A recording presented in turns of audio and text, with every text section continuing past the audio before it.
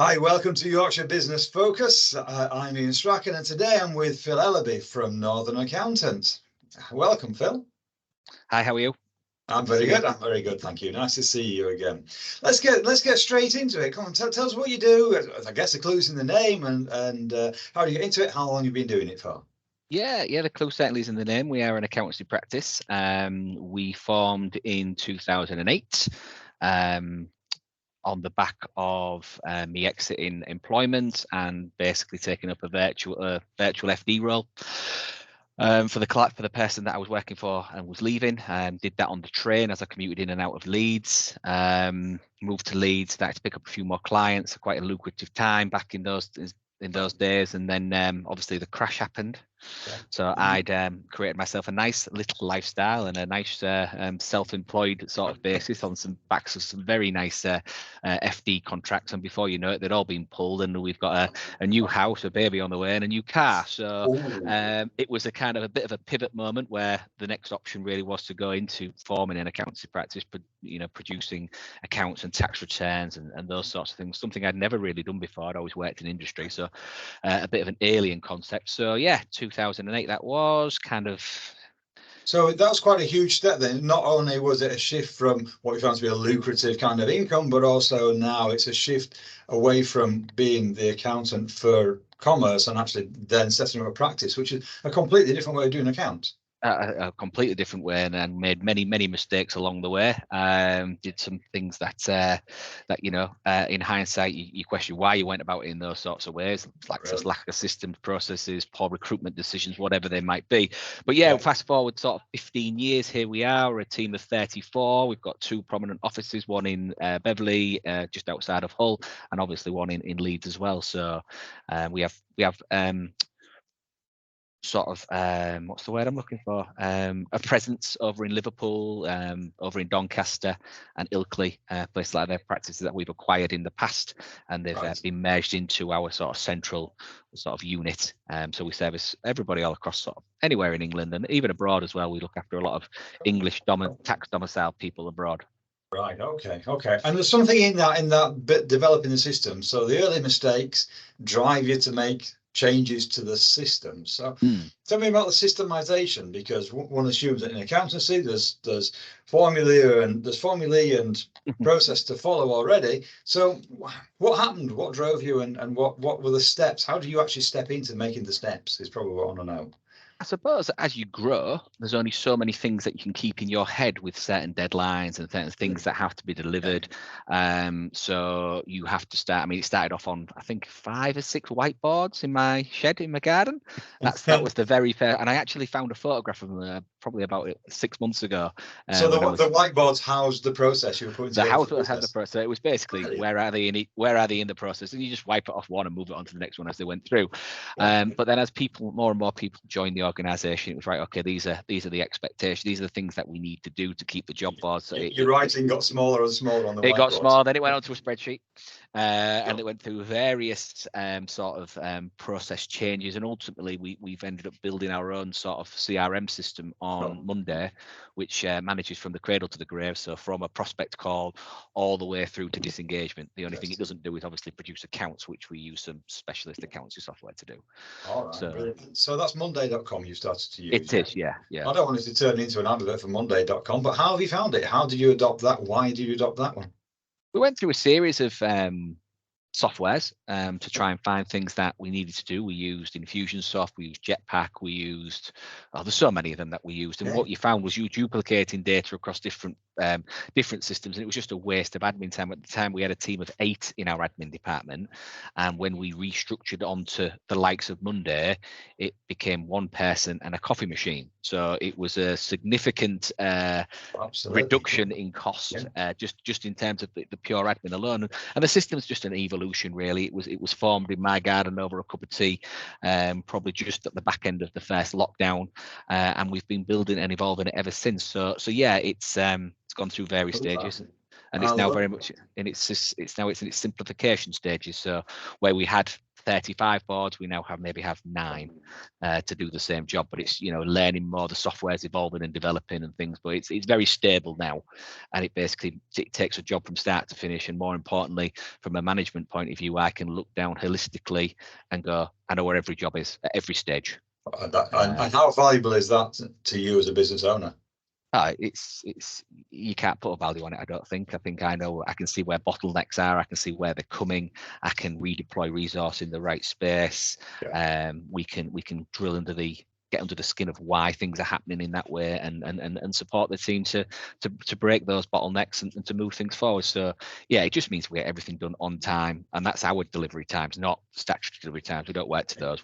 Ours are much sooner and stricter, and it allows us to deliver real-time information to clients, which is a fundamental of what I believe our game is. But I suppose that comes from the old FD role. Knowing your numbers almost instantly, to be able to make strategic decisions. I suppose conversely, what did it feel like before you had that level of visibility, that ability to sandbox into the business?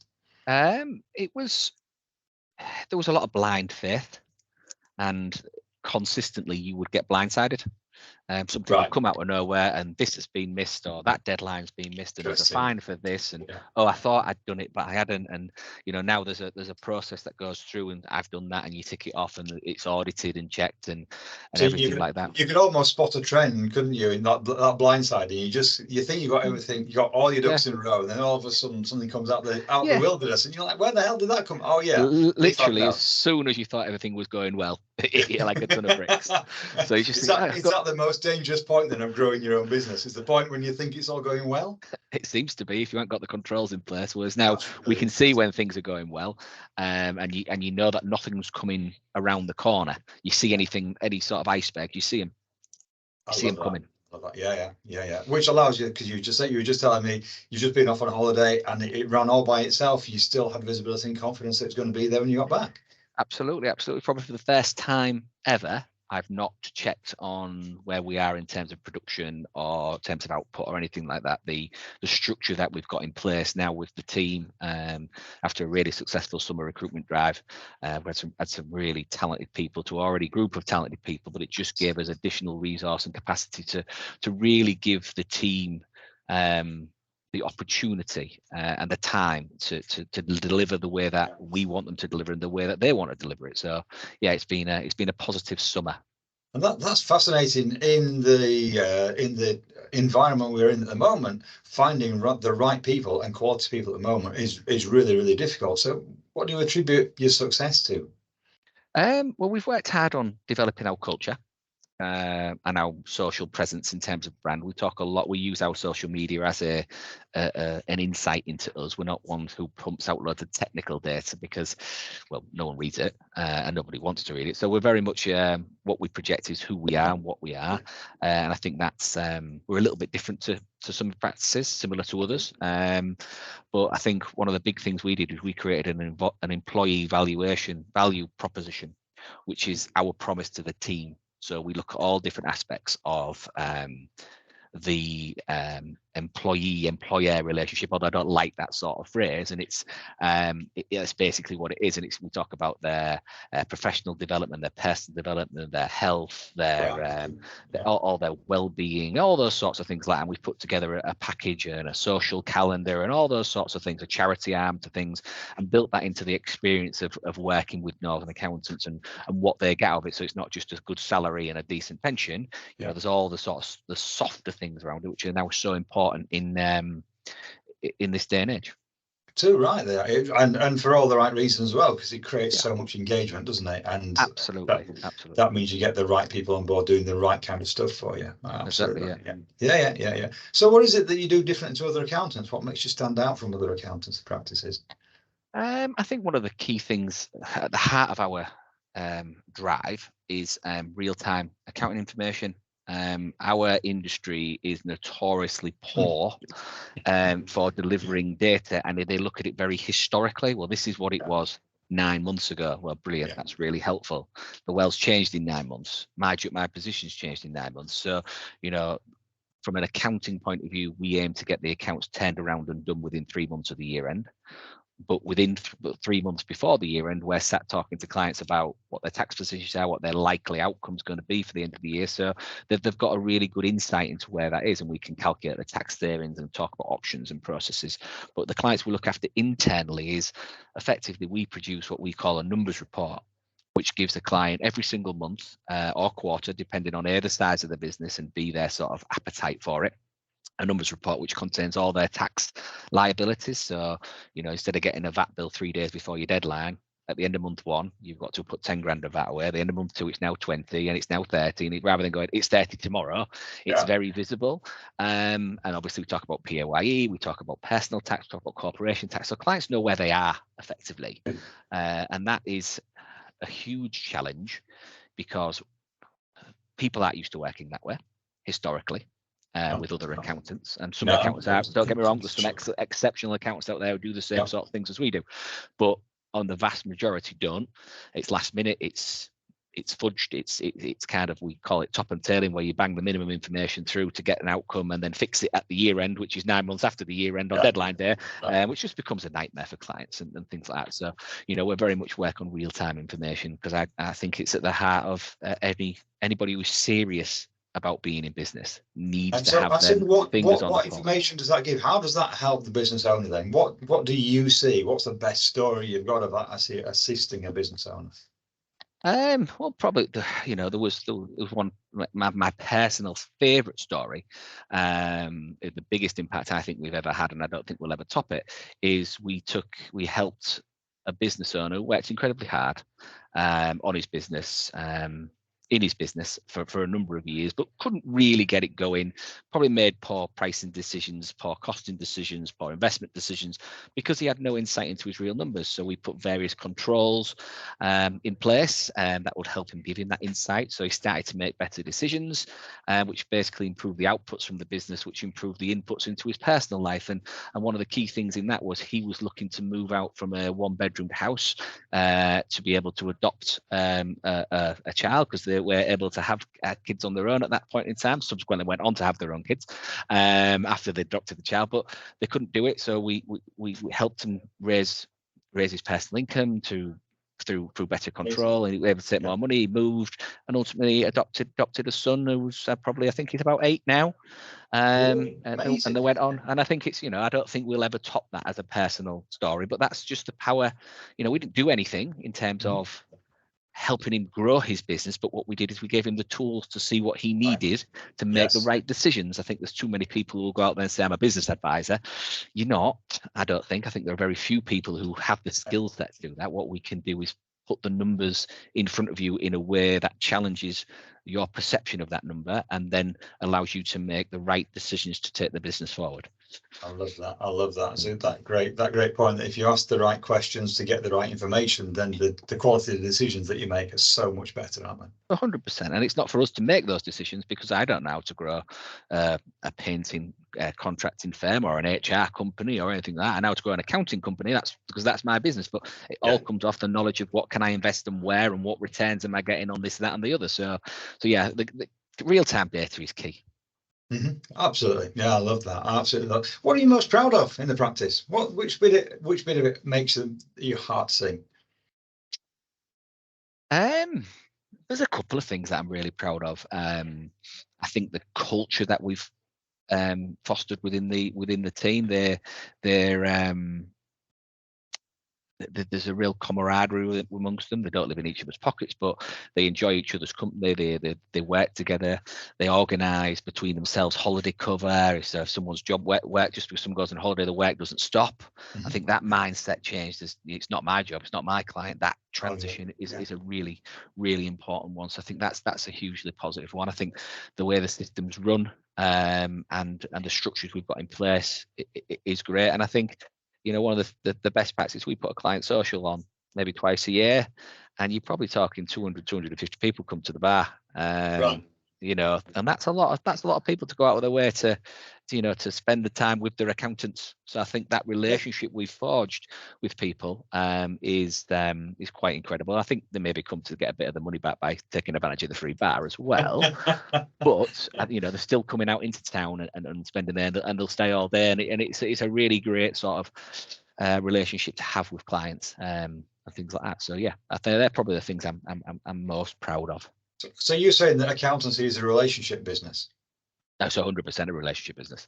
Isn't that interesting? It's a customer service business these days. It's not a compliance business.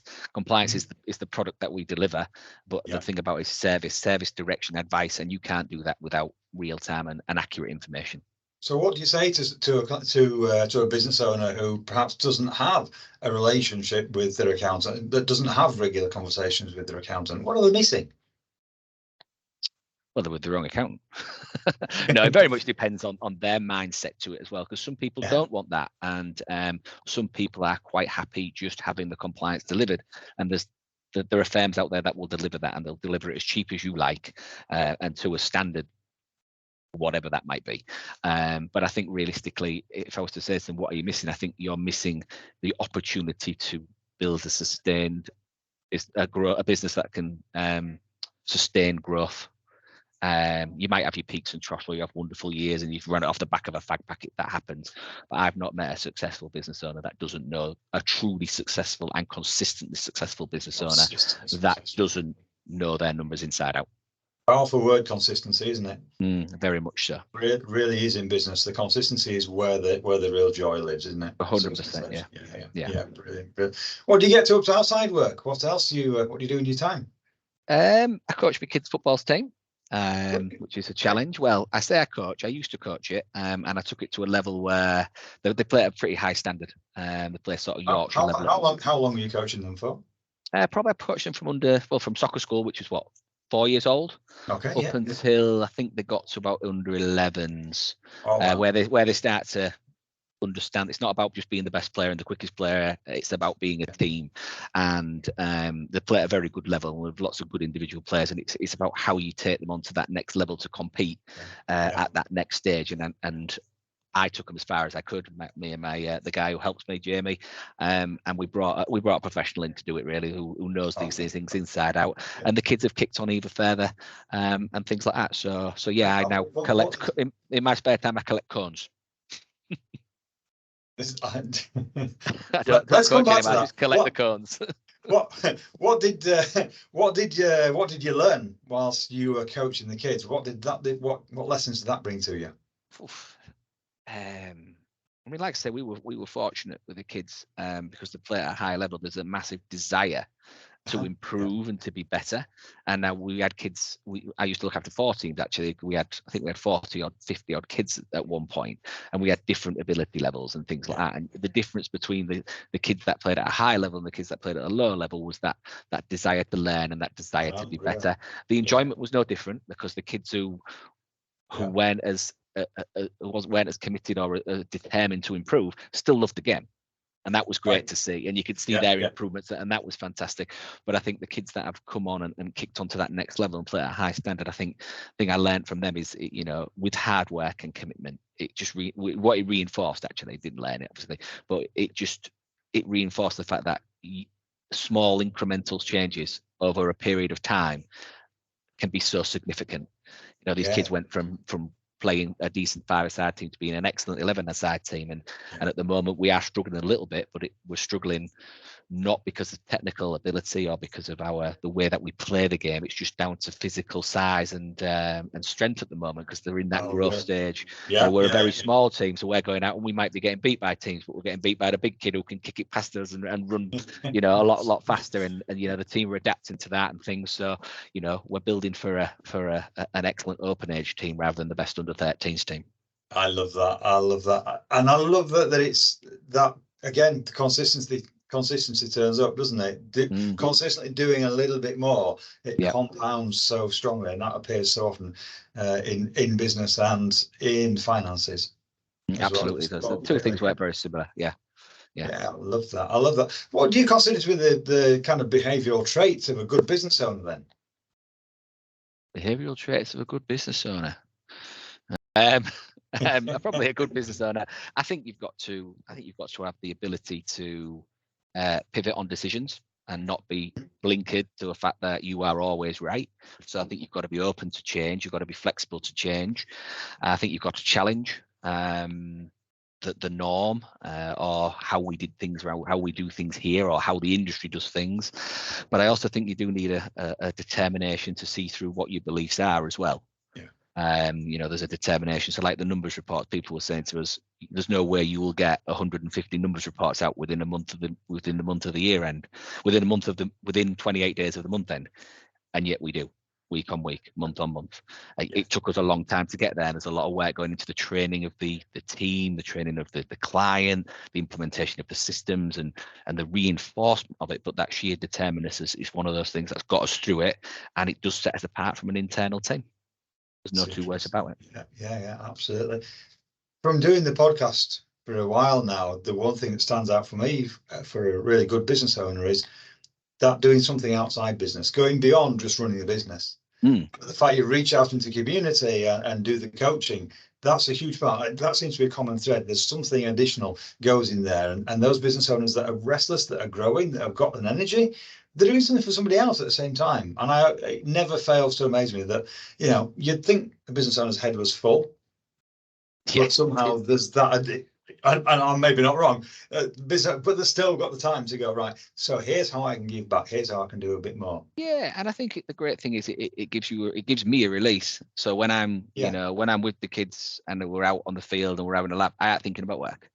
It's probably one of the only times I'm not thinking about work. And it gives me that release, and if you can help instill, it's not just about sport for me. It's not just about instilling the ability to play that sport. It's all the other social things that need to be ingrained into these kids, because I think those kids that don't get involved with it can sometimes miss out on those opportunities about how to act as a team, how to work together, how to behave in adult company or in different company, how to socially accept different things, what's acceptable, what's not acceptable, how do you improve, what's the desire. So all the different things that I think we need to be more rounded people. I think sport can play a massive part in that. And if we can, the things that we're doing, and we're doing this with at the minute it's very much focused on my kids' football team, but we're just in the process of building that outwards. So again, kids that who maybe aren't have missed out on being picked up by an academy, and it's a sort of second chance sort of thing, or kids that probably can't get involved with the professional clubs because of the fees that they charge. We're trying to build a development football academy for kids to grow on, and there's talk of partnerships with school and pathways into semi-pro. It's all big ideas at the moment. It's massive ideas, and there's a lot come to fruition. But I think in the next certainly for next season, there'll be a bigger age group availability than ours, and then it's just about moving forward, building a brand and building something that the local community and the local kids can get involved with and push themselves to that extra level. It's easy with football to lose track of the fact that it really is inclusive, that it brings people together so much. I remember going on a holiday once and joining the game of football on sand, and no one spoke the same language. No, there's no, all right, the language of football was spoken, everyone knew offside and penalty and goal, but the rest of it, there's no I watched that game go off and thought, that is amazing, that is so inclusive, that brings people in. Seen it so many times. Yeah, and the more we can do of that, it's got to be powerful, hasn't it? Massively. Throw a ball in the middle of a pitch for a load of kids and they'll just sort themselves out. Yeah, they'll balance the teams, they'll change teams around to make it even. They know what's a foul, and it is what it is, and it's a pleasure to see.